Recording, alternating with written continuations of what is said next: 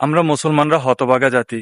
কারণ আজ যদি মেসি, নেইমার বা কোনো সেলিব্রিটিদের জন্মদিন হতো, তাহলে সোশ্যাল মিডিয়ায় তোলপাড় শুরু হয়ে যেত।